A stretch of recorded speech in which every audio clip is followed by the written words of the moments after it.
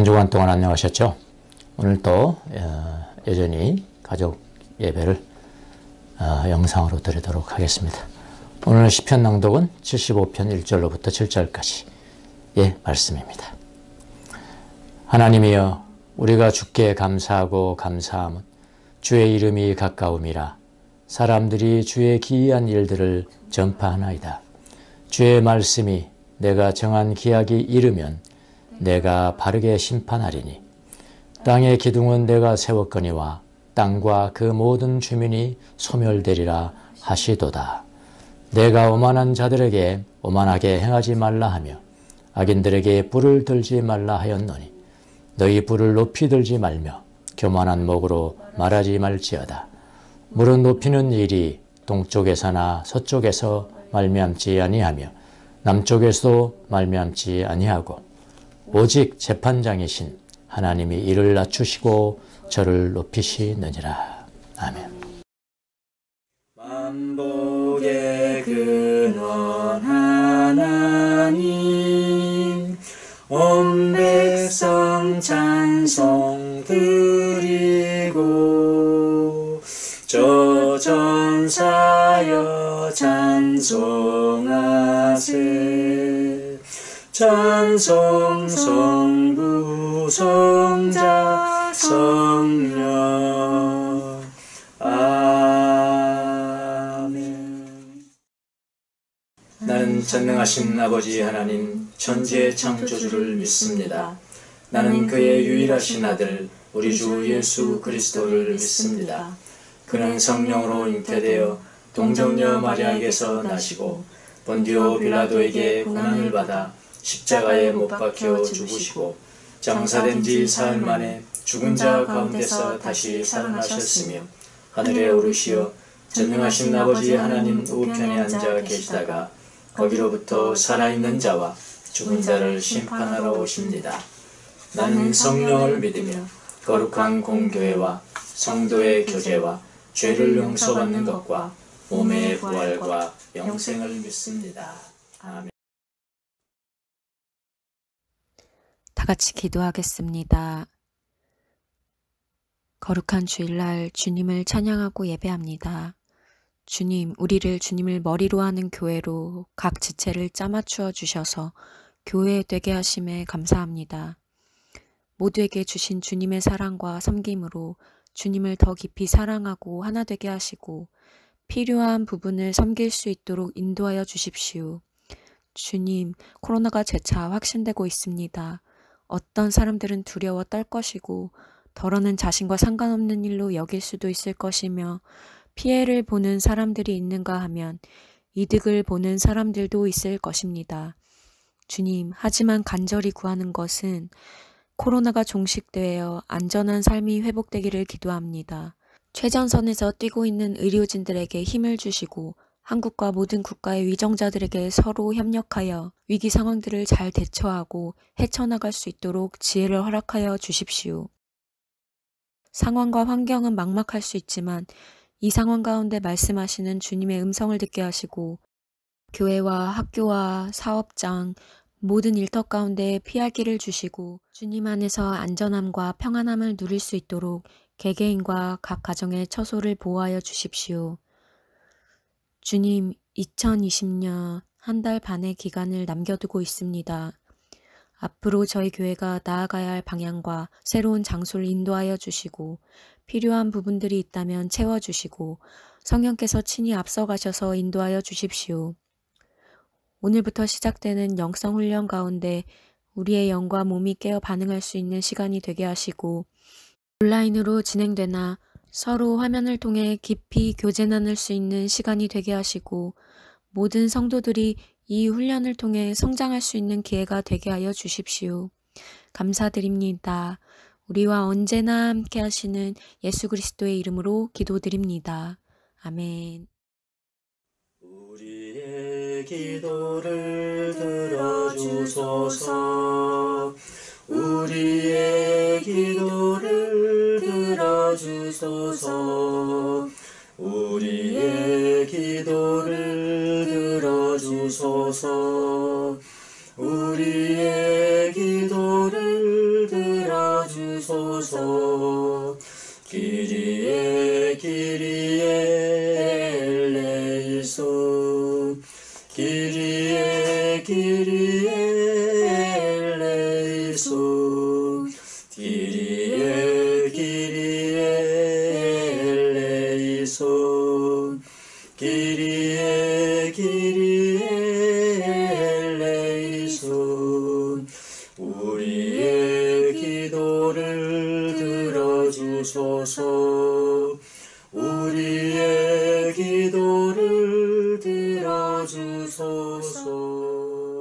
자, 오늘의 성경은 우리가 지난 시간에 읽지는 않았지만 이미 지나갔습니다만은 12장 14절 꼭 우리가 배우고 넘어가야 될 것이 하나가 있어서 이 말씀을 선택을 했습니다.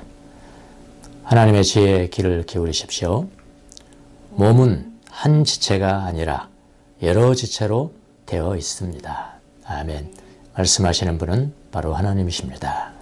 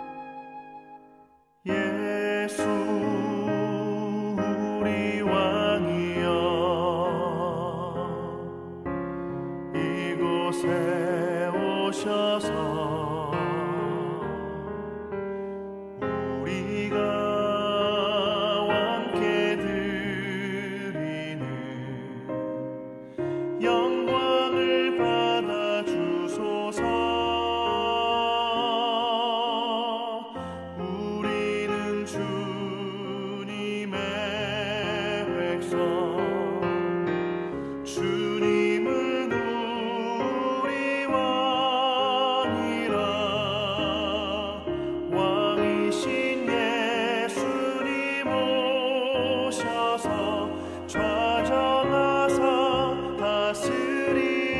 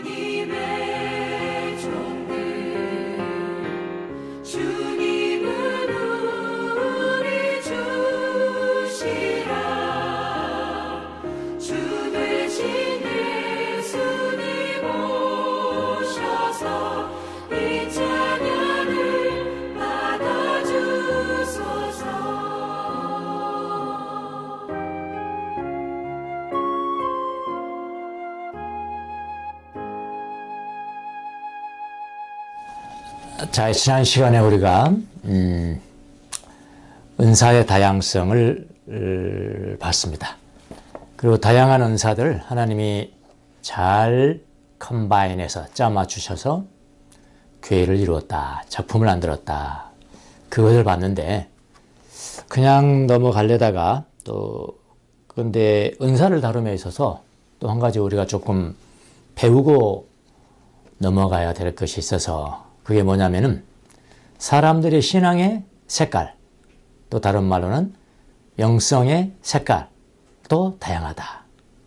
만약 이것을 알게 되면은, 이것을 알면은 다른 색깔의 영성의 사람들을 포용하고, 그리고 내가 가지지 못한 것을 저 사람이 가지고 있구나 하면서 배우려는, 오히려 싸우고 질투하고 그런 것이 아니고 고린도 교회처럼 오히려 포용하고 배우고 한 단계 더 업그레이드 되는 그런 사람이 될 수가 있습니다. 그래서 영성에도 칼라, 색깔이 있다. 색깔이 있다는 것을 우리가 이 은사의 다양성의 분야에서 한 번쯤 짚어주고 가는 게 좋다. 근데 이건 사실은 강의하는 게 딱 맞아요. 우리가 영성 훈련을 한다면은 강의하는 게 딱 맞고, 근데 이제 우리가 영성 훈련을 하더라도 다 참석하지 못하는 사람들이 많고, 그래서 또 지금 요즘 못하고 있고, 그래서 그냥 여기 한 김에 그냥 한 주 더 빼서 설교로 이걸 한번 다뤄야 되겠다라고 생각을 해서 이걸 다루었습니다. 여러분 잘 들으시고, 우리가 서로 다른 사람들을 배척하고 시기하는 것이 아니라 오히려 인정하고 포용하고 본받고 나도 저렇게 돼야지, 내가 가지 못한 부분들을 나도 배울 수 있는 그런 계기로 삼으라는 그런 말씀으로 이 말씀을 선택을 했고요. 그래서 여러분의 색깔은 어떤 색깔인지 한번 검토해 보시고요. 그 색깔에 따라서 성경을 보는 눈이 다르고, 우리 렉시오 디비나 많이 하잖아요. 그 성경을 보는 눈이 다른데 우리 한 실천 한번 해보겠습니다. 저를 따라서 한번 해보시면은 여러분 집에서 한번 성경을, 똑같은 성경을 하고 예전에 눈으로 봤던 눈을 조금 더 탈피해서 다른 눈으로 볼 수 있는 그런 계기를 삼았으면 좋겠습니다. 조그만 이야기 하나 하면서 시작을 한번 해볼게요. 어느 부부가 있었습니다. 어느 부부가 있었는데 둘은 다 예수님을 잘 믿는 사람들입니다. 교회에서도 봉사를 잘하는 사람이고요.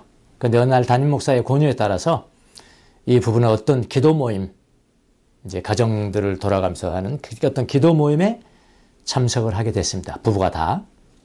자, 그 기도 모임은 규칙적으로, 정기적으로 돌아가면서 회원들의 가정에서 모이는 그런 기도 모임이었습니다. 그걸 참석을 했더니 간단하게 이제 참석한 사람들을 자기소개를 마친 후에 찬송가를 부르고 또 성경 한 구절을 읽습니다. 뭐 리더가 있겠죠. 근데 참석한 누군가가 그 말씀을 주신 하나님께 감사와 찬양을 드리기 시작했습니다. 그 한 사람이 그렇게 하니까 다른 사람들도 합류해서 자연스럽게 감사와 찬송이 뭐가 됐냐면 합창이 되기 시작했습니다. 또 그 다음에 그 이후에 잠시 후에 또 어떤 사람이, 어떤 회원이 자기가 예수님을 영접한 후에 자기의 삶이 어떻게 변화되었는가를 간증하기 시작합니다. 그리고 그 감동적인 간증의 이야기에 이어서 하나님의 선하심과 자비하심에 대한 또 감사와 찬송을 하기 시작했습니다. 그리고 곧 이어서 인도자는 뭐라고 그러냐면은 참석자들에게 각자가 하나님 앞에 구하는 청원한 바가 뭐냐, 기도 제목이 뭐냐, 청원 기도를 하는 시간을 주었습니다. 그리고 기도 시간이 끝나고 그 집주인이 베푼 다과를 들으면서 자유롭게 모임에 관한 어떤 의견을 나눴습니다. 자, 이렇게 이제 끝났는데 남편은 이 모임 너무 좋은 거예요. 너무 좋았습니다. 왜냐하면 간증하는 게 너무 좋았고 그는 어떤 감정적인 어떤 경험들을 이야기하고 자기 자신의 감정적으로 터치가 되고 그래서 하나님을 더 알게 되고 너무나 좋은 겁니다. 매우 좋아했어요. 그러나 아내는 다른 거예요. 아내는. 남편은 그렇게 했지만 아내는 좀 지치고요. 지친 그런 것이 역력하고 당황해서 집으로 빨리 안 가나 이거. 집으로 돌아갈 시간만 기다렸습니다. 자, 끝나고 집으로 돌아오는 길에 어떻게 됐겠습니까? 조금 삭막해지겠죠. 경험해 보셨죠? 예, 삭막해지겠죠. 돌아오는 차에서 아내는 어떻게 생각하냐면 둘 다 말이 없습니다. 아내는 내가 남편보다 신앙이 부족한 거야. 남편보다 신앙이 부족한 거야. 그러고 자책합니다. 그리고 남편은 아내에게 뭐라고 그러냐면은 당신이 조금 적응될 때까지 조금만 참고 인내해봐요. 이렇게 이야기를 합니다만은 그러나 그 부분은 문제 해결이 안 된 상태로 지내게 됩니다. 자, 이런 것은 얼마든지 쓸 수 있겠죠. 어느 글을 읽고 제가 이제 지어낸 이야기입니다만은 이건 현실 세계에서도 얼마든지 있을 수 있습니다. 이거보다 더 격한 관계로 빠져버리는 그런 경우도 많고요. 흔히 있는 일입니다. 이 부부의 문제는 무슨 문제일까요? 여러분 생각해 보셨어요? 무슨 문제일까요? 참으면 좋아질까요? 아내가 나 참아야지. 그러면 좋아지냐고요? 참아진다고 좋아지지 않습니다. 불평은 더 쌓여요. 그냥 남편이 좋아하니까 부인은 나는 그대로 지내는 것이지 마음의 일치는 안 돼요. 근본적 해결이 안 되지 않습니까? 그렇잖아요? 자, 왜 그럴까요? 이거는요, 오늘 우리 제목이 말하듯이 이것은 신앙의 깊고 낮음의 문제가 아니고요. 영성의 컬러의 문제입니다. 영성의 색깔의 문제이기 때문에 그런 거예요. 단적으로 말하면 남편은 어떤 컬러일까요? 감정적 컬러예요. 예? 감정적. 간증이나 이런 것들을 좋아하고 감정적인 컬러입니다. 부인은 어떤 컬러일까요? 조용한 기도, 오히려 침묵하는 기도를 좋아하는 그런 컬러입니다. 서로가 잘못됐다는 것이 아니고요. 서로가 무슨 문제일까요? 다른 겁니다. 달라요. 다른 컬러의 성격이란 말이에요. 그럼 다른 컬러면은 비난할 필요가 있어요? 없어요? 비난할 필요가 없어요. 내가 저 사람보다 믿음이 더 적은가 하고 자책할 필요도 없고요. 우쭐할 필요도 없는 거예요. 컬러의 문제로 본다면 무슨 말인지 아시겠습니까? 여러분 부부간에도 다른 점이 많이 있죠? 다 같습니까? 여러분 부부 생활하는데 여러분 부부가 다 같아요? 컬러가 다 같습니까? 오히려 다른 사람이 더 많을 거라고 저는 생각을 합니다. 저희 부부도 다른 점이 너무나 많습니다. 다른 점이 더 많아요. 저 같은 경우는 좀 이성적입니다. 이성적인 판단을 좋아하고요. 판단 잘하고요. 예, 비평 잘하고요. 또 그러다 보니까 아무나 사귀는 편이 아니에요. 불편해요. 새로운 사람 사귀기 굉장히 불편해합니다. 그런데 반대로 제 아내는요. 저하고 또 달라요. 사람들과의 관계 맺음을 굉장히 잘합니다. 예수 믿는 사람들뿐만 아니라 심지어 여러분 타 종교인과도 너무나 잘 지내는 거예요. 심지어 여러분 여호와의 증인까지도 잘 지냅니다. 불교 신자하고도 잘 지내요. 여러분 이렇게 영성에도 컬러가 있어요. 한 부부도 그런데 한 교회 내의 교인들의 모임에는 어떻겠습니까? 여러분 한번 생각해 보세요. 한두 명이 아니지 않습니까? 교회 내에는 정말로 더 다양한 컬러의 영성이 있는 겁니다. 여러분. 예. 오늘 성경 한 구절을 읽었지만은 고린도전서 12장 14절에도 뭐라고 그랬냐면은 몸은 한 지체가 아니에요. 한 몸인데 한 지체가 아니라는 거예요. 여러 지체로 되어 있다. 이것이 교회다 라고 했습니다. 그러니까 여러 종류의 지체들이 있다는 거죠. 성향과 컬러가 다른 지체들이 모였다는 이야기입니다. 이건 당연하다는 겁니다. 당연하다는 겁니다. 그런데 서로 다름을 서로 인정하지 못하고 포용하지 못하고 서로가 손가락질을 해대면 나하고 다르다 말이야. 왜 내 의견에 동조를 안 하냐? 손가락질을 하면 어떻게 되죠? 그 교회는 분열이 되는 겁니다. 여러분 오늘날 우리 한국 교회에서 이루어지는 대부분의 교회 분열은 바로 이런 이유 때문이에요. 뭐 여러 가지가 이유지만 그건 다 피상적인 겁니다. 더 근본적인 것은요, 바로 이런 점이에요.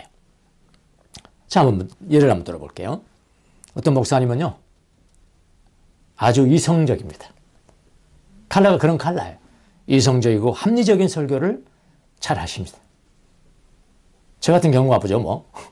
그런 사람이 있을 수 있잖아요, 목사님 가운데는. 근데 교인 중에는 이성적이고 과학적인 성향을 가진 분들만 있는 것이 아니에요. 근데 이성적이고 과학적인 합리적인 사고만 하는 분들은 그 목사님의 설교를 좋아하겠죠? 좋아합니다. 당연히. 그러나 감성적인 성향을 가진 교인들도 있단 말이에요. 그럼 그 교인들은 그런 설교를 그렇게 썩 마음에 그냥 달가워하지를 않습니다. 근데 이 두 파가 서로 포용하지 못하면은 결국은 어떻게 되느냐? 분열이 됩니다. 그 나중에는 극단적으로 가면은 목사파, 반목사파 이렇게 나누어지게 되는 겁니다. 자, 은사에 대해서 다루면서 영성의 컬러에 대해서 배우고 가는 것이 좋겠다는 생각을 제가 했고요. 사실은 설교로보다는 훈련 때 강의를 하는 것이 더 좋겠다고 여겨집니다만은 기왕에 우리가 은사에 대해 다뤘으니까 영성의 컬러에 대해서 좀 살펴보도록 하겠습니다. 그리고 나중에 우리가 영성 훈련의 시간이 되면은 지금보다는 좀 더 깊고 좀 더 합리적이고 과학적으로 여러분에게 전달을 해드릴 생각이 있습니다. 자, 영성에도 여러 유형이 있다는 사실을 많은 영성가들이 말했고요. 많은 학자들이 이야기를 했습니다. 그러나 이 짧은 시간에 그 많은 유형들을 다 살펴보는 것이 목적이 아니고요. 제 목적은요. 그냥 영성에도 컬러가 있다는 사실, 그런 사실하고 그 다음에 그 유형들이 실제로 어떻게 다른가, 어떤 결론을 배출하는 것인가 하는 것을 살펴보는 정도로 다루겠습니다. 그리고 더 중요한 것은 뭐냐면은 서로 다르다는 것을 살펴보는 것에 끝나면 안 돼요. 다름이 있다는 사실만 안다고 달라지는 것은 없습니다. 그러니까 더 중요한 것은 뭐냐면은 내가 속한 유형이 아닌 유형에 대해서 알아보고 이해하고 포용하고 그 다음에 그걸 안전지대라고 합니다. 내 컬러에만 집착하는 것은요, 내 안전지대를 벗어나지 못한다는 거예요. 그럼 안전하잖아. 내 컬러만 거기에 나 머물러 있으면 안전해요. 다른 사람이 나가지 못합니다. 포용하지 못해요. 거기에 더 한 발짝도 못 나가요. 그러면 성숙이 일어나지 않거든요. 그래서 그런 안전지대를 돌파해야 돼, 돌파하려는 시도들이 있어야 한다는 것을 강조하고자 오늘 이 시간을 제가 마련을 한 것입니다. 그래서 자기가 가장 좋아하는 유형에만 남아있으면 성장이 없어요. 항상 안전지대를 돌파해야 성장이 일어난 겁니다. 저는 지난주에 목금토 이제 수도원에서, 근데 이제 개신교 수도원인데요. 수도원이 산속에 있어가지고 벌레들이 얼마나 많은지 모릅니다. 벌레들이 잠자는데요. 천장에서 툭 떨어지는 소리가 나요, 여러분요. 그리고 밤중에 이제 화장실 가려고 불을 켜잖아요. 그러면 비계에 나하고 같이 있어. 깜깜할 때는 안 보이는데. 그러면 잠을 자겠습니까? 아, 진짜 힘들었습니다. 5년 전에도 그렇게 힘들었는데 5년 지금도 하나도 안 변했더라고요. 예. 첫날 이제 잠을 자는데 꿈을 제가 꿨습니다. 참 신기한 꿈이었습니다. 저는 그런 꿈을 처음 꿨어요. 무슨 꿈이냐면은 제가 집에 앉아 있는데 천둥 소리가 쾅 나는 거예요.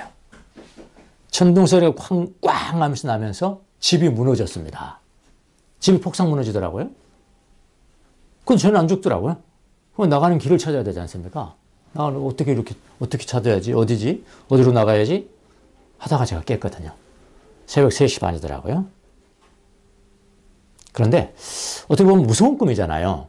무서운 꿈인데도 저는 그건 무섭지가 않고요. 이건 분명히 하나님께서 나에게 무슨 메시지를 던져주는 말씀이구나 라고만 저는 생각을 했어요.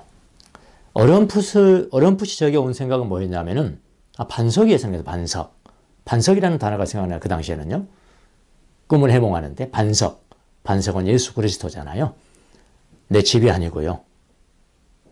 예수 그리스도만이 나의 반석이 될 수 있다는 걸 그는 어렴풋이 깨달았습니다. 그런 영성 지도자가 영성 지도를 봤는데 그분이 뭐라고 그러시냐면은 그 집이 무엇을 의미하는지 하나님 앞에 기도해 보셨어요? 그러더라고요. 아니, 저는 기도해 본 적은 없거든요, 사실은요. 그래서 영성 지도에 따라서 하나님 앞에 질문을 했습니다. 하나님, 제 꿈속에 나타난 이 집이 무엇을 의미하는 것인가요? 하나님 항상 대답해 주시잖아요. 내 생각까지 주관하시는 분이니까요. 제 생각 속에 바로 드는 3가지 단어가 있었습니다. 그 3가지 단어가 뭐냐면은 첫째는 안전지대예요. 내 집이 의미하는 바가 뭐냐면은 안전지대라는 말입니다. 첫째가 안전지대고요. 이 안전지대를 돌파해야 그 다음에 성숙이 있는 것이다 라는 거고요. 두 번째 단어는 뭐였냐면은 사고의 틀이에요. 사고의 틀. 편견이나 편견. 관습이나 인습이에요. 나는 항상 이렇게만 생각해요. 어떤 사람에 대해 생각할 때 이렇게만 생각하는 틀이 있어. 프레임이 있어. 프레임. 생각하는 사고의 틀입니다. 이 사고의 틀이 그 집이 내가 있었던 집이 사고의 틀을 상징한다. 사고의 틀을 깨야 된다는 거예요. 예. 세 번째 저한테 이제 생각되는 것이 뭐였냐면은 거짓자입니다. 예, 거짓자는 무너져야 된다. 하나님의 반석 위에 서기 위해서는 정말로 참자로 써야 된다. 이 3가지를 주님께서 저에게 깨우쳐 주셨습니다. 여러분도 마찬가지입니다. 안전지대를 돌파해야 성숙이 일어나는 것입니다. 자, 그래서 단순하게 오늘 이 강의를 단순하게 좀 우리가 만들기 위해서요. 단순하게 한 4가지 정도 유형.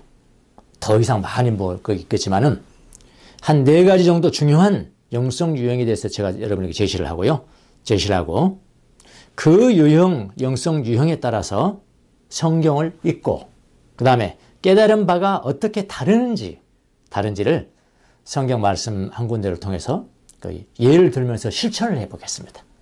제가 먼저 실천을 해보겠습니다. 여러분 들으시고 나도 한번 해봐야 되겠다. 그렇게 마음가짐을 가지시면은 오늘 설교는 성공한 겁니다. 그래서 여러분의 영성 생활에도 그대로 적용해 보시기를 바랍니다. 자, 그럼 4가지 영성 유형 바로 들어가겠습니다. 우리가 4가지 영성 유형을 말할 때 이 수직좌표하고 수평좌표, 십자가를 그려요. 십자가를 그리고 이 수직좌표는 뭐냐면은 우리 이제 여기 그림을 보여드릴게요. 그걸 한번 잡으세요. 예. 이 수직좌표는 뭐냐면은 하나님을 내가 알고자 하는 갈망이 있는데 이 갈망을 어떻게 추구하는 것인가예요. 그러니까 정신적인 어떤 사고라든지 지적인 사고로 하나님을 알고자 하는 갈망을 추구하는 것인가.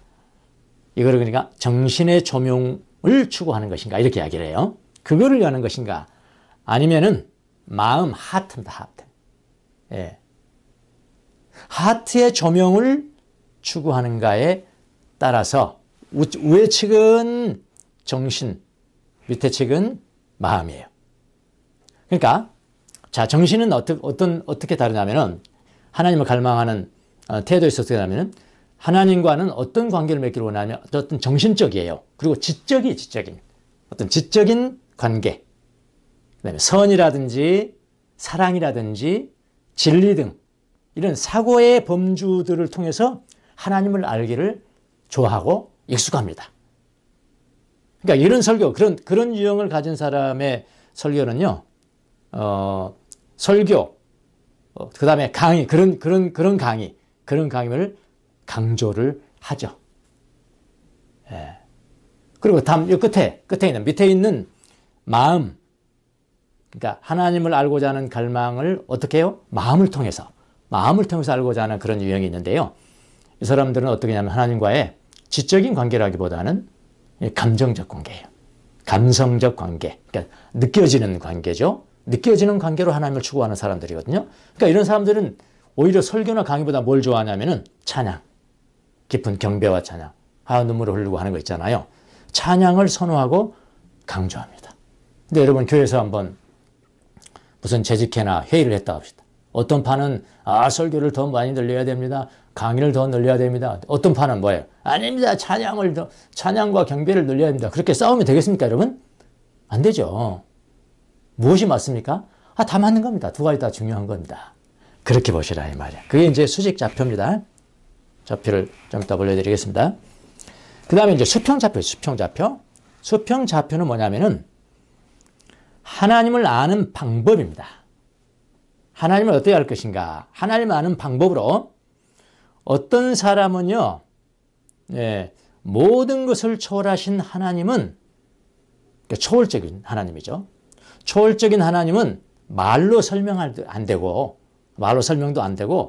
이해도 할 수 없는 분이라고 믿는 겁니다. 그걸 뭐라고 그래요? 그건 신비파라고 그래요. 신비. 그게 좌편에 있습니다. 좌편은 신비 좌편. 예. 그 다음에 이제 모든 피조물이 하나님을 아는 방법을 제공한다고 믿는 사람도 있어요. 반대로.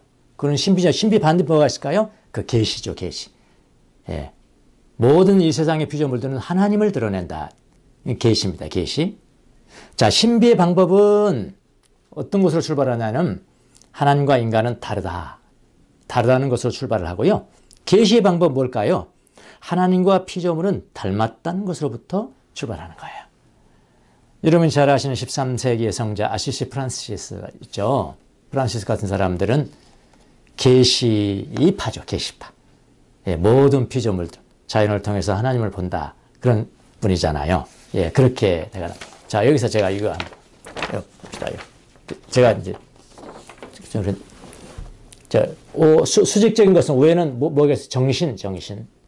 하나님과 사색적이고 이지적인 관계를 맺는단 말이에요. 밑에는 하트예요. 하트는 감성이잖아요. 감성. 하나님과 정서적이고 감정적인 관계를 맺음을 통해서 갈망을 추구한다. 자, 이쪽으로 보면은 이 좌측에 있는 사람들은 초월하신 하나님. 이 세상과는 다르고 나아가는 전적이 다르기 때문에 우리가 어떤 사물을 통해서 알 수 있는 분이 아니야. 신비죠, 신비. 신비 반대는 뭐죠? 계시란 계시. 계시는 내재하시는 하나님을 추구하는 사람들이에요. 그래서 이 세상의 사물을 통해서 하나님을 볼 수 있다라고 믿는 사람들이죠. 자, 이렇게 하니까 자연스럽게 몇 유형이 나오나요? 1유형, 2유형, 3유형, 4유형이 나오는 거예요. 자, 1유형은 뭐냐면은 이걸 머리 영성이라고 합니다. 머리로 알아내는 영성. 그 다음에 2유형은 뭐냐면 계시와 마음이잖아요. 마음 영성, 감성으로 알아요. 3유형은 신비니까 신비의 영성. 3과 이 정신과의 합치면은 이거는 행위를 주로 중요시 여기는 행동 영성. 그렇게 보시면 됩니다. 자, 그럼 좀 더 가볼게요. 그래서 첫 번째 유형, 첫 번째 유형이죠. 1번 유형. 이거는 계시와 정신의 유형이잖아요. 계시와 정신의 유형. 이런 사람의 특징은 이런 겁니다. 성육신하신 하나님, 하나님의 사랑, 혹은 윤리적인 문제 등의 개념에 대해서, 또 신학적으로 고찰하는 것에 대해서 굉장히 좋아합니다. 그래서 이런 사람들이 좋아하는 게 뭐겠어요? 성경 공부 모임이라든가, 그 다음에 자기들이 신앙에 대한 이해를 깊게 해주는 어떤 구체적인 방법을 굉장히 선호해요. 지적인 사람들이거든요. 그러니까 이런 분들 장점은 뭐냐면은 기독교 신앙의 내용을 신학적으로 반영하잖아요. 이게 장점입니다. 근데 단점도 있는데요. 단점이 뭐냐면은 영성 생활을 하는데 영성 생활을 지나치게 지성화하는 거예요. 지성화. 지성화 아시죠? 지성화하려는 위험이 있습니다. 그러니까 이게 단점도 있다 이 말입니다. 그러니까 다른 유형을 통해서 이 단점을 극복하라는 거예요. 예. 자, 두 번째 유형. 저 유형은 계시와 마음의 영성이에요. 그 유형이에요. 이 사람들은 특징이 뭐냐면은 상당히 감정적입니다. 예, 감정적이고 어떤 카리스마틱한 그런 영성을 선호해요. 그러니까 하나님 앞에 나갈 때 뭘 의존하냐면 경험을 의존해요. 나는 마음에 찡했어, 마음 이런 거, 마음의 경험을 의존합니다. 이 장점이 있습니다. 이렇게 마음의 경험, 감정적 경험을 하는 사람들을 보면요, 장점이 뭐냐면 굉장히 열심히 해요. 그러잖아요. 아주 열심히고요, 열광을 하고요, 에너지가 넘치죠. 에너제틱하죠. 예. 근데 단점도 있습니다. 단점. 그게 뭐냐면요, 자신만이 느낀 경험에 더 큰 가치를 두기 때문에 뭐가 부족하냐면은 신학적인 고찰. 여러분, 아무리 우리 경험이 달콤하다 하더라도 신학적인 틀에서 어긋나면은 그거 안 되는 거거든요. 신학적인 고찰을 무의미한 것으로 간주하는 그런 단점이 있습니다. 자, 다음 세 번째. 그 다음에 이 수평적이죠. 세 번째 유형, 신비와 마음. 세 번째 유형. 자, 여기는 뭐냐면은 신비적 영성이에요. 그래서 하나님과의 직접적인 합의를 갈망합니다. 장점은 뭐냐면은 사람들로 하여금 하나님께 전적으로 개방하도록 도전하고요, 고향을 해줍니다. 하나님 만날 수 있어. 하나님을 우리가 만날 수 있는 거야. 이럽니다. 단점이 있는데, 그 뭐냐면 지나치게 소극적이거나 이런 사람들, 신비주의적이던 사람들은 소극적이고, 또 뭐가 단점이냐면은 현실로부터 도피하려는 위험성이 있습니다. 이런 사람들 항상 기도원가 하는 거거든. 현실 필요 없다. 하나님 만나고 해야 만나. 이렇게 이 위험성이, 이 단점이 있다 이 말입니다. 그러니까 다른 유형을 보고 이 단점을 극복해야 되는 거예요. 그래야 성숙이 일어나잖아요. 이게 안전지대를 돌파하는 거예요. 자, 네 번째 유형. 네 번째 유형은 신비와 정신에 해당되는 유형입니다. 여기에 속한 사람들이 상당히 극히 적다고 합니다. 이 사람 특징이 뭐냐면은 하나님의 통치를 증거하려는 갈망에, 하나님의 통치가 이 땅에 임해야 돼, 이런 갈망이 너무나 강하다 이 말이에요. 그래서 상당히 이상주의적이에요. 이 땅이 천국이 될 수 있어. 응? 천국이 임할 수 있단 말이야. 그러면서 과격한 경향이 있어요. 그러니까 이 사람들의 또 특징이 뭐냐면 사회를 변화시키는, 사회를 변혁해야 한다, 변혁시키는 열망이 있습니다. 뭐라고 하냐면 기도라는 것은 신학이고, 신학은 곧 행동이, 이게 다 하나라. 기도만 하면 뭐하냐, 행동이 있어야지. 신학만 하면 뭐하냐, 행동이 있어야 되는지 라고 생각을 합니다. 어떻게 보면 이성적인 공상가들이죠. 지나치게 도덕주의적인 이상을 취할 위험성이 있습니다. 이게 단점입니다. 그리고 또 단점이 뭐냐면은 자기가 똑같은 주장에 동조하지 않는 사람들 있잖아요. 이런 사람들은 축출하는 겁니다. 예. 최근에 우리나라도 이런 유형에 속한 사람들이 상당히 많은 걸 저는 봤습니다. 예. 광화문에 모인 사람들이 다 이런 주장에 자발적으로 한다면은 행동하고 천국이 임하게 해야 되고 하나님 나라가 아닌 걸 축출해야 되고 하는 그런 이상적인 공상가들이 많이, 이게 사유형에 속한 겁니다. 그러면 이제 단점이 있거든요. 그 단점을 다른 유형을 보면서 고쳐나가는 것이 바로 안전지대를 돌파하는 거라고요. 자, 이런 유형을, 네 가지 유형을 여러분에게 간단하게 알려드렸습니다. 그러면 실습을 한번은 제가 하겠습니다. 아주 간단한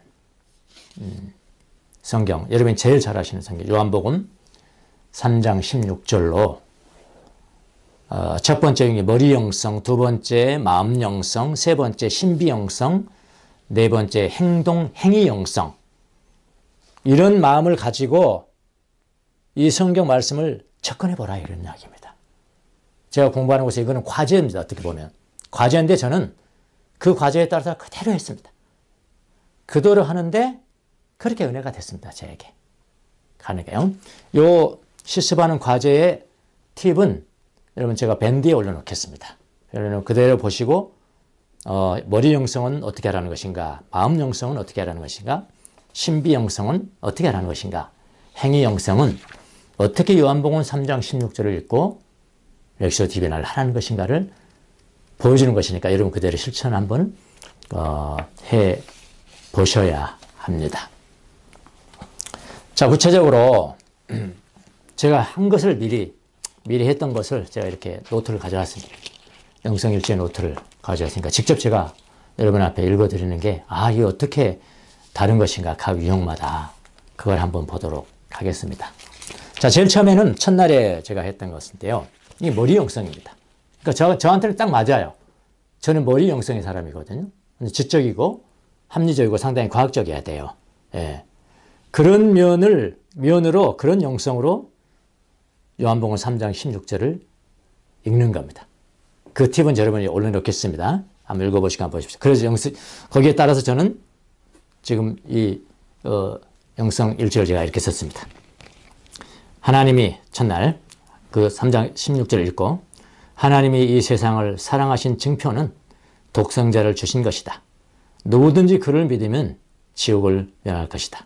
하나님은 이 세상에 있는 사람들을 보시고 불쌍히 여기셨다. 그대로 두면 모두 지옥불에 들어갈 수밖에 없다는 것을 알고 계셨다. 그래서 하나님은 인류를 그대로 둘 수 없으셨다. 그들을 구원하기로 계획하셨다. 그 방법은 독생자 예수를 이 땅에 보내시는 것이다. 독생자가 인류를 위해 속죄제물로 드려지고 그 사랑을 믿는 사람은 모두 영원한 생명을 얻게 하셨다. 우리는 어떤 행위로도 하나님의 의에 도달할 수가 없었다. 예수님의 죽음만이 하나님의 의를 이룰 수가 있었다. 이제는 행위로 영생을 얻는 것이 아니라 예수님이 이루신 구원 사역을 믿으면 영생을 얻는다. 누구에게든지 믿음 안에서는 차별이 없다. 오직 구원은 하나님에게만 있다. 믿는 누구에게나 하나님의 자녀가 되는 권세를 주셨다. 자, 이렇게 저는 썼어요. 저쪽이고 그냥 합리적이고 제가 깨달아 생각하고 한 바를 이렇게 썼습니다. 자, 둘째 날이 됐습니다. 똑같은 구절입니다. 그럼 둘째 날은 뭐냐면은 마음 영성입니다. 마음 영성의 태도를 가지고 성경을 접근해 보라 이겁니다. 어떻게 차이가 되는가? 자, 과제는 이런 겁니다. 마음 영성, 요한복음 3장 16절을 읽으면서 하나님이 세상을 이처럼 사랑하사 할 때, 이처럼이라는 그 단어에 뭘 넣어봐야 되냐면은 내가 사랑하는 사람, 내가 참 좋아하는 사람을 넣어보고, 많이 넣어볼수록 좋아요. 그래서 저는 세 사람을 넣었습니다. 좋아하는 사람 한 사람, 싫어하는 사람 한 사람, 근데 내 자신, 자기 자신을 넣어보라는 겁니다. 세 사람을 넣어서 한번 읽어보라는 겁니다. 한번 읽어보고 내 마음에 무슨 변화가 생기는가를 한번 보라는 겁니다. 그대로 그 팁에 따라서 저는 그대로 했습니다. 이렇게 했습니다. 자, 한 사람은, 좋아하는 사람은 저는 제 손주를 좋아합니다. 그래서 손주를 넣었어요. 손주 이름을 부르면서 하나님이 손주를 이처럼 사랑하사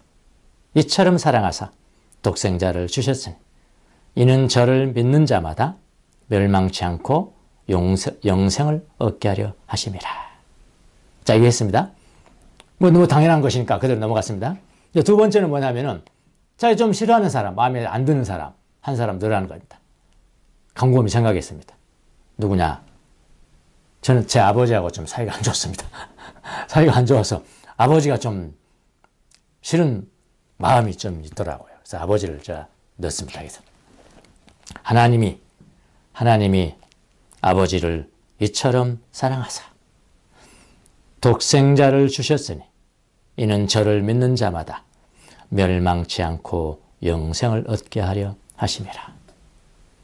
세 번째는 하나님이 명수를 이처럼 사랑하사 독생자를 주셨으니 이는 저를 믿는 자마다 멸망치 않고 영생을 얻게 하려 하심이라.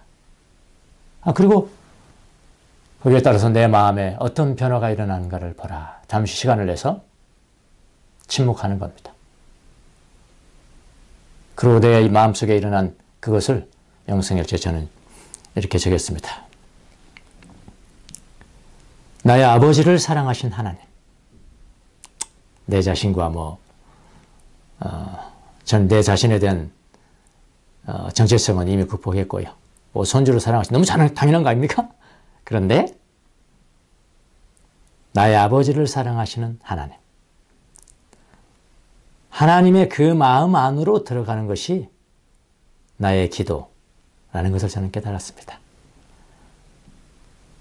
근데 나는 나의 삶이라는 것을, 그것이 하나님 마음 안에 들어가는 것이 나의 삶이라는 것을 망각한 채 내 주관대로요, 나는 내 아버지를 미워했습니다. 하나님의 마음 안으로 들어가서 나의 아버지를 사랑하게 해줘 보세요. 사랑하게 해주세요.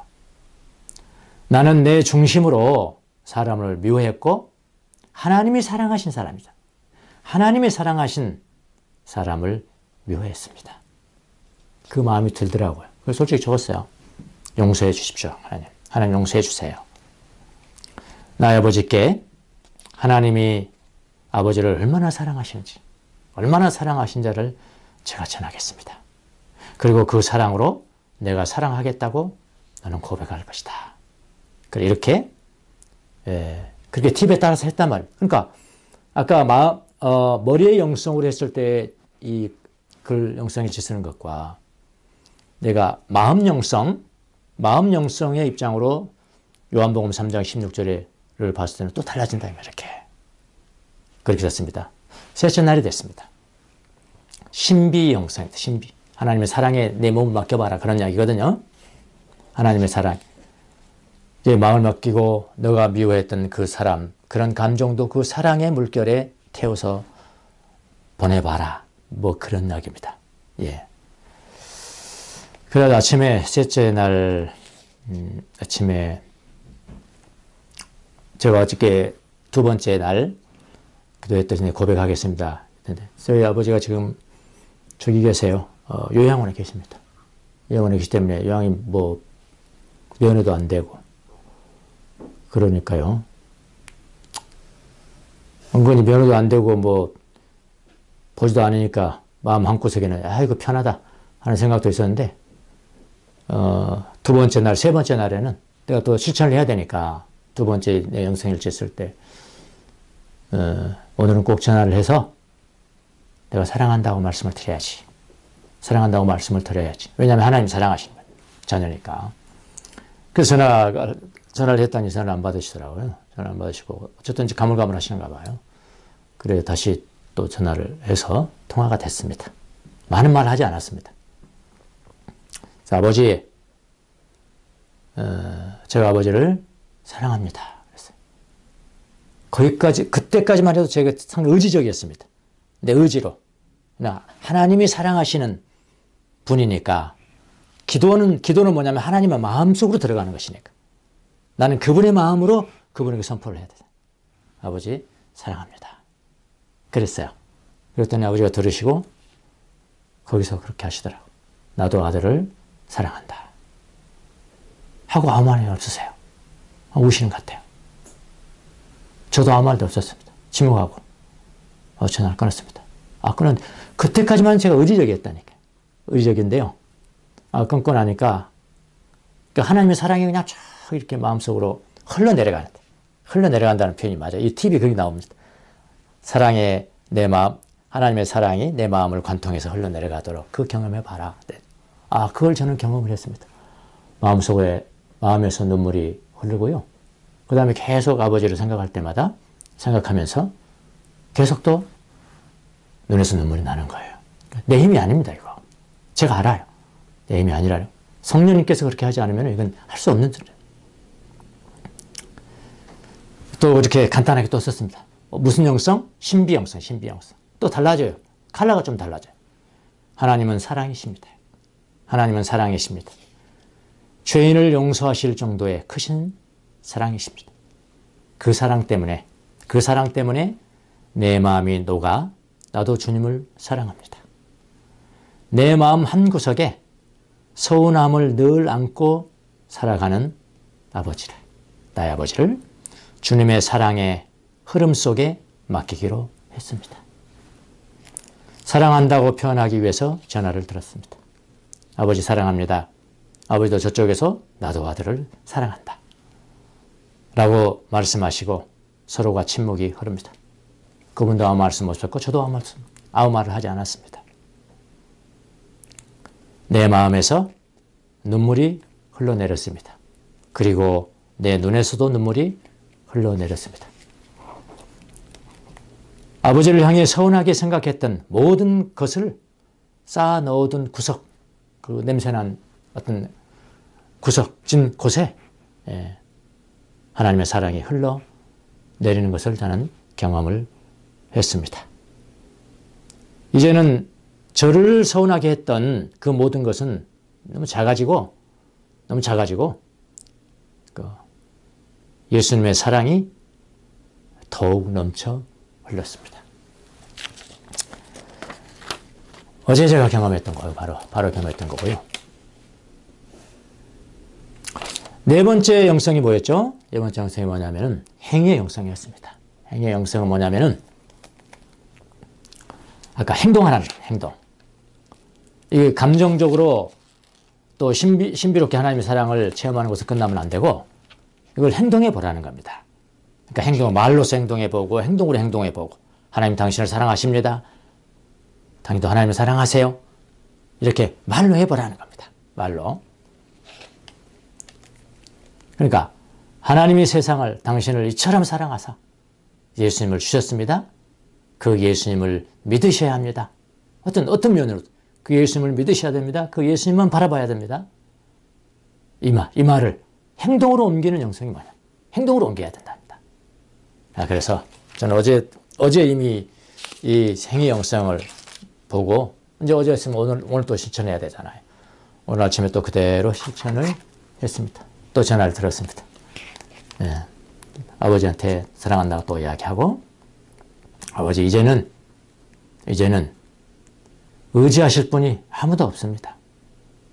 의지할 분은 하나님뿐입니다. 예수님뿐입니다. 예수님 아버지를 사랑하셔서 독생자를 주셨으니까 그 예수님을 의지하고 예수님만 믿으셔야 됩니다. 기도 하나 가르쳐 드릴게요. 거기 기도실 있죠? 그랬더니 기도실 있대. 기도하신대요. 기도 하나 가르쳐 드릴게요. 예수님의 이름을 부르는 것입니다. 예수 기도입니다. 예수님, 저를 불쌍히 여겨주세요. 너무나 간단한 기도. 기억나시죠? 기억하겠대요. 그걸 가르쳐 드렸습니다. 기도실에 가서 날마다, 시간 날 때마다 가서 기도하세요. 예수 기도. 예수님, 이 죄인을 불쌍히 여겨주세요. 그렇게 기도하십시오. 약속을 했습니다만은 깜빡깜빡하니까 실천할지는 저는 모르겠습니다. 저는 내일 또 전화해서 이 기도 또 가르쳐 드리려고 합니다. 자, 이거 달라져가는 걸 여러분 기억하시나요? 얼른 보셔야 돼요. 제가 자세한 걸 하지 않았으면 시간 가기 때문에 조금씩 달라져갑니다. 정신에 중요한 그 무게를 둔 머리 영성에서 성경을 보는 것과 영성일지 쓰는 게 달라지고요. 이게 생각이 많아요, 여기는. 이렇게 생각했습니다. 저렇게 생각했습니다. 이렇게 생각합니다. 이렇게 돼요. 그 다음에 마음의 영성은 또 달라져요. 이게 뭐죠?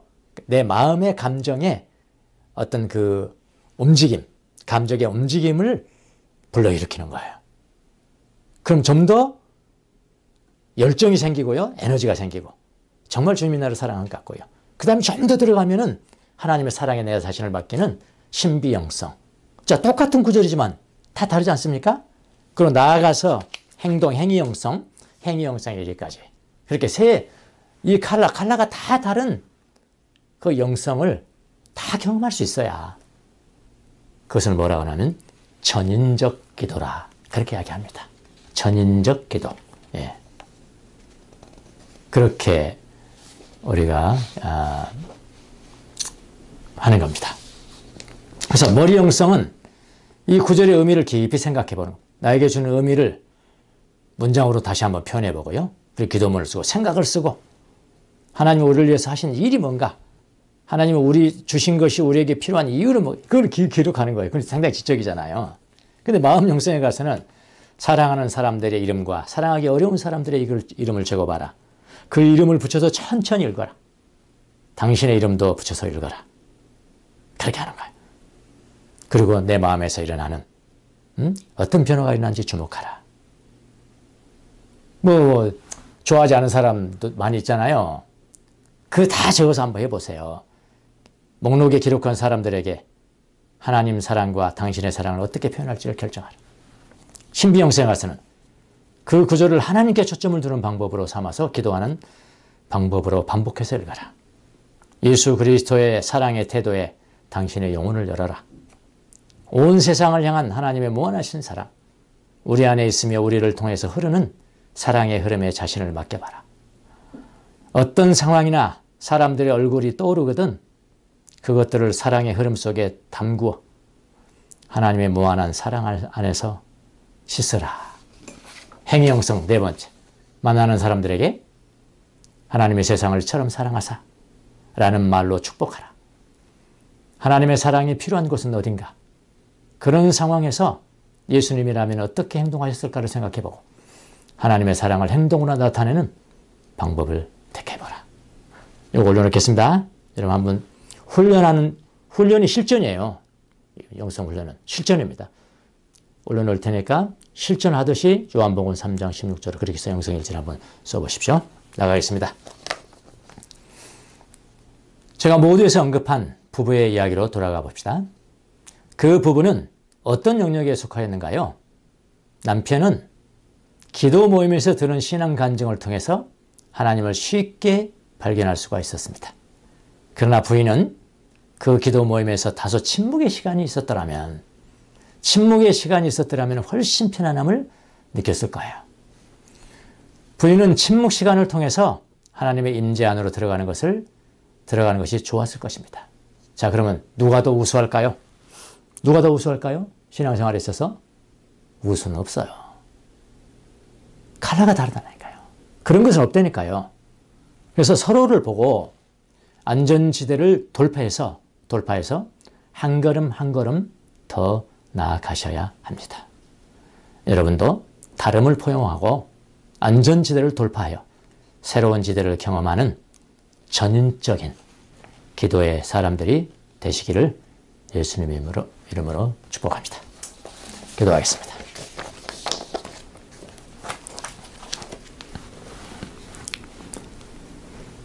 하나님, 영성에도 컬러가 있다고 하셨는데 우리가 서로 다름을 포용하지 못하고 인정하지 못하고 서로 자기 것만 주장하며 자기 것 안에만 머물러 있으려는, 그래서 안전지대를 나갈 수 없는 그런 어린아이에 머물러 있는 것은 아닌지 되돌아봅니다. 주여 우리에게 지혜와 명철을 주셔서 다른 사람들이 나와 다른 사람들을 바라보면서 포용하고 이해하고 나의 단점을 극복할 수 있는 기회로 여기는 수준 높은 성도들이 될 수 있도록 은혜를 베풀어 주시기를 바랍니다. 머리로만 아니라 가슴으로, 감정으로, 신비로, 그 다음에 행동으로도 주님을 섬기는 전인적인 기도, 전인적인 신앙생활을, 삶을 살아가는 귀한 종들이 될 수 있도록 축복해 주옵소서. 감사하고 예수님의 이름으로 기도합니다. 아멘.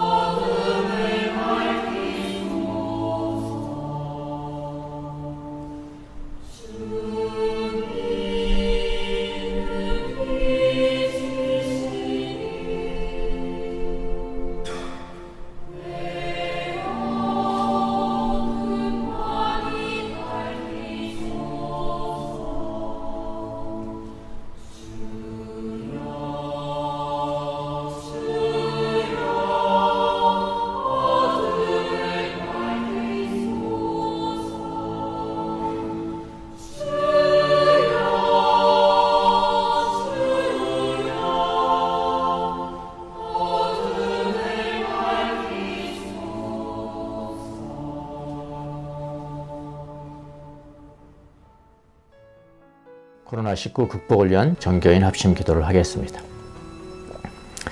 자비로우신 하나님 아버지, 코로나19 확산으로 혼란과 불안 속에 있는 저희와 함께하여 주십시오.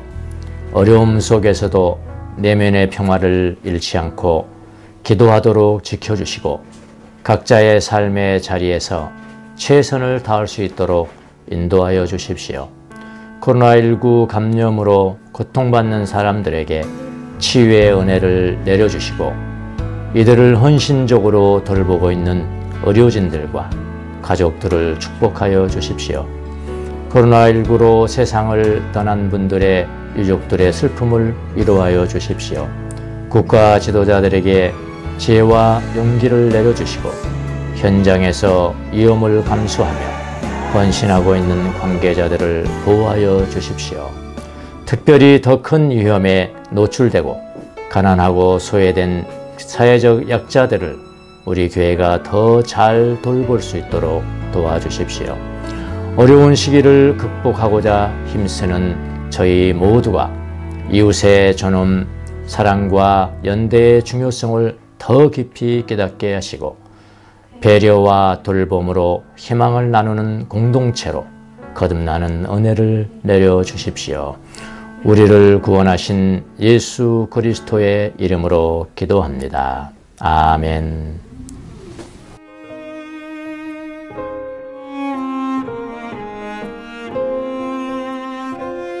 자, 오늘 드디어 약속한 줌으로 모든 성도들을 만나는 시간이 됐습니다. 어느 시간이 좋을까 하다가 너무 늦으면 또 하루 전부 다 여러분을 빼앗기니까 이 유튜브 예배 끝나고 점심 간단히 드시고 한 1시쯤에 1시쯤이 가장 좋지 않을까 생각이 듭니다.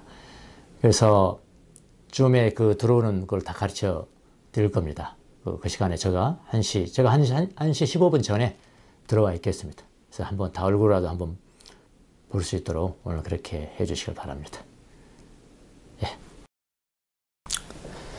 주님의 감사해서 귀한 사랑과 나눔의 연보를 주님 앞에 올려드렸습니다.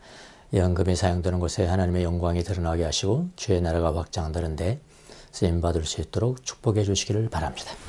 지금은 우리 주 예수 그리스도의 은혜와 하나님 우리 아버지의 무한하신 사랑과 성령님의 이루어하심과 교통하심과 감동 감화하심이 한 몸에 여러 지체가 있느니라. 우리가 다른 칼라의 영성에 대해서 포용하고 인정하고 배울 수 있는 기회로 삼아서 전인적인 기도, 전인적인 영성의 사람들이 다 될 수 있도록 다짐하는 사랑하는 주의 종들 머리 위에 지금부터 영원토록 함께 계실지어다. 아멘.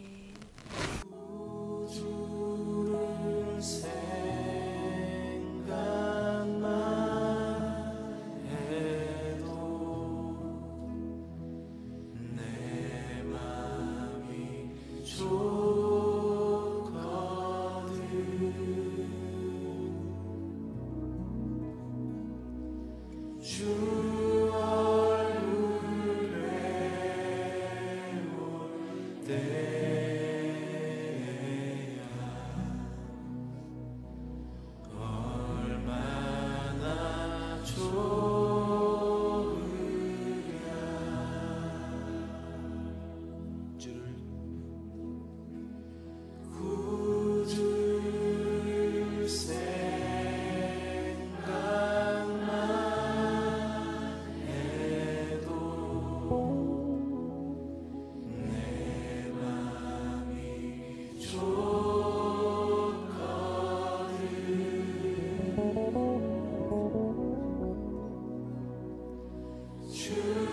얼굴